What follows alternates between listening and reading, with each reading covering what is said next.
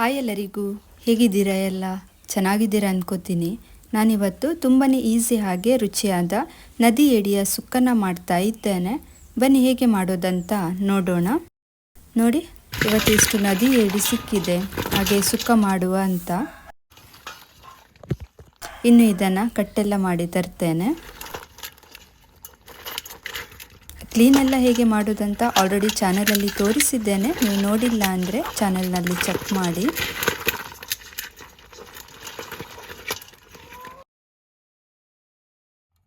ಕ್ಲೀನೆಲ್ಲ ಮಾಡಿ ಆಗಿದೆ. ಏಡಿಯಲ್ಲಿ ಫುಲ್ ಮಾಂಸ ಇದೆ. ಇನ್ನು ಇದಕ್ಕೆ ಮಸಾಲವನ್ನು ರೆಡಿ ಮಾಡುವ. ಪ್ಯಾನ್ಗೆ 8 ಬ್ಯಾಡಗಿ ಮೆಣಸನ್ನು ಹಾಕ್ತಾ ಇದ್ದೇನೆ. ಇದನ್ನು ಸ್ವಲ್ಪ ರೋಸ್ಟ್ ಮಾಡಿಕೊಳ್ಳಿ.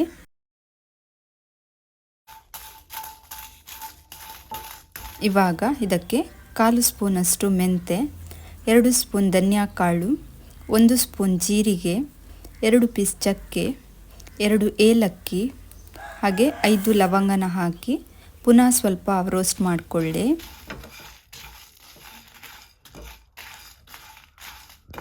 ಇದು ರೋಸ್ಟ್ ಆಗಿದೆ. ಇನ್ನು ಇದನ್ನು ಮಿಕ್ಸಿ ಜಾರಿಗೆ ಹಾಕಿ ಪುಡಿ ಮಾಡಿಕೊಳ್ಳಿ. ಹಾಗೆ ಅರ್ಧ ಕಡಿ ಕಾಯಿ ತುರಿ, 1/4 ಸ್ಪೂನ್ ಅರಿಶಿನ ಹಾಕಿ ರೋಸ್ಟ್ ಮಾಡಿಕೊಳ್ಳಿ.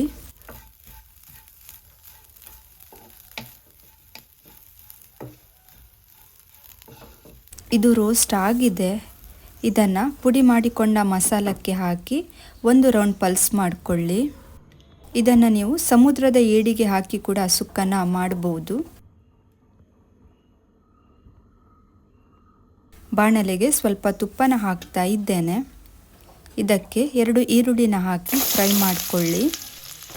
ತುಪ್ಪದ ಬದಲು ಎಣ್ಣೆನ ಕೂಡ ಹಾಕ್ಕೋಬಹುದು. ಇದಕ್ಕೆ 1 ಸ್ಪೂನ್ ಶುಂಠಿ ಬೆಳ್ಳುಳ್ಳಿ ಪೇಸ್ಟ್ ಹಾಗೆ 1 ಎಸಳು ಕರಿಬೇವನ್ನು ಹಾಕ್ತಾ ಇದ್ದೇನೆ.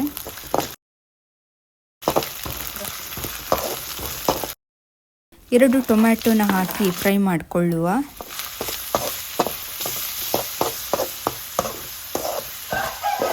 ಏಡಿಯನ್ನು ಹಾಕ್ಕೊಳ್ಳುವ.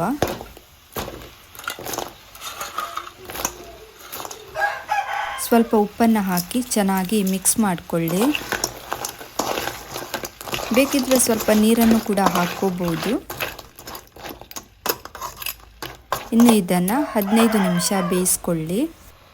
15 ನಿಮಿಷ ಆಗಿದೆ. ಇವಾಗ ಮಸಾಲನ ಹಾಕ್ಕೊಳ್ಳುವ.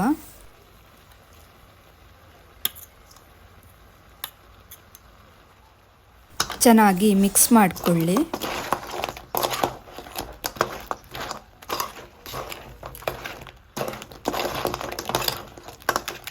ಸ್ವಲ್ಪ ನೀರನ್ನು ಸೇರಿಸ್ತಾ ಇದ್ದೇನೆ.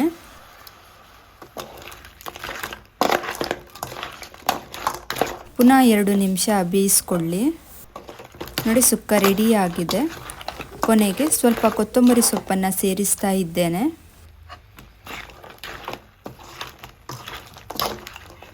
ಇನ್ನು ಇದನ್ನು ಟೇಸ್ಟ್ ಮಾಡಿ ನೋಡೋಣ ಹೇಗೆ ಬಂದಿದೆ ಅಂತ.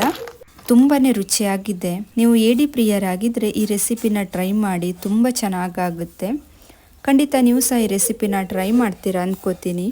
ಇದು ಇವತ್ತಿನ ರೆಸಿಪಿ ನಿಮಗೆ ಇಷ್ಟ ಆಗಿದೆ ಅಂದ್ಕೋತೀನಿ. ಇಷ್ಟ ಆದರೆ ಪ್ಲೀಸ್ ಒಂದು ಲೈಕ್ ಮಾಡಿ, ನಿಮ್ಮ ಫ್ಯಾಮಿಲಿ ಫ್ರೆಂಡ್ಸ್ಗೆಲ್ಲ ಶೇರ್ ಮಾಡಿ, ಹಾಗೆ ಸಬ್ಸ್ಕ್ರೈಬ್ ಮಾಡೋದನ್ನು ಮರಿಬೇಡಿ.